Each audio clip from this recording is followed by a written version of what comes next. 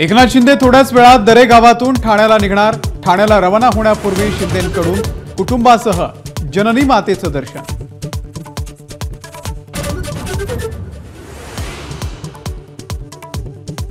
आज संध्याकाळ होऊ शकते महायुतीची बैठक।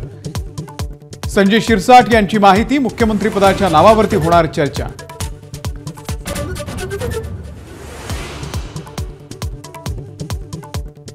देवेंद्र फडणवीसांचा आजारी मुख्यमंत्री एकनाथ शिंदे यांना फोन, प्रकृतीची केली विचारपूस। 2 दिवसांच्या मुक्कामानंतर शिंदे आज ठाणे आणि मुंबईत परतणार।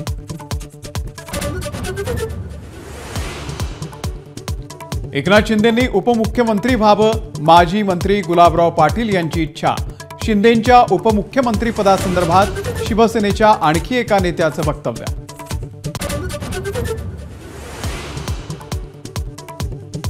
माजी सरन्यायाधीश धनंजय चंद्रचूड यांनी देशामध्ये आग लावली, संजय राऊत यांचा हल्लाबोल। चंद्रचूड यांच्यामुळेच घटनाबाह्य सरकारचं संविधान विरोधी काळजीवाहू सरकार आल्याची टीका।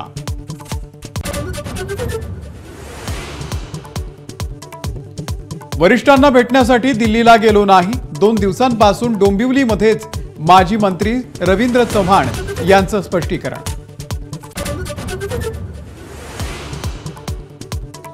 बारामतीमधील पराभवानंतर युगेंद्र पवार यांचा मतमोजणी पडताळणीसाठी अर्ज। ईव्हीएम मतमोजणीवरती यापूर्वीच 22 पराभूतांचा आक्षेप।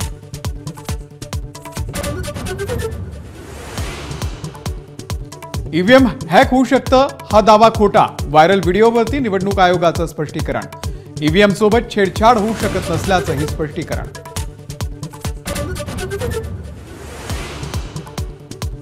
प्रत्येक हिंदू जोडप्याला किमान 3 मुलं हवीत, सरसंघचालक मोहन भागवत यांचं आवाहन। तर लोकसंख्या वाढीचा दर घटल्यास समाज नष्ट होतो, भागवतांचा इशारा।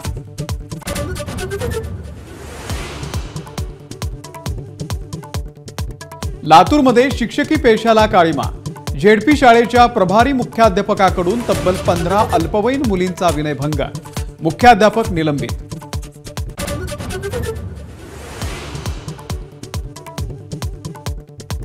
दिल्लीची विधानसभा निवडणूक आम आदमी पार्टी स्वबळावरती लढणार, अरविंद केजरीवाल यांची घोषणा। राजधानी दिल्लीमध्ये कायदा सुव्यवस्था चिंताजनक असल्याचं म्हणत केंद्र सरकारवरती केली टीका। आमच्यावरचा प्रत्येक हल्ला आम्हाला अजून मजबूत करेल। उद्योगपती गौतम अदानी यांची अमेरिकेनं दोषी ठरवल्यानंतर प्रथमच प्रतिक्रिया।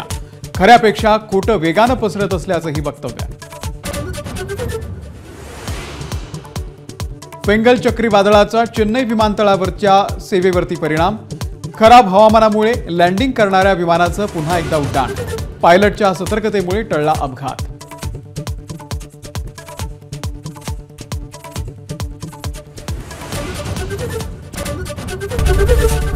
एबीपी माझा, उघडा डोळे बघा नीट।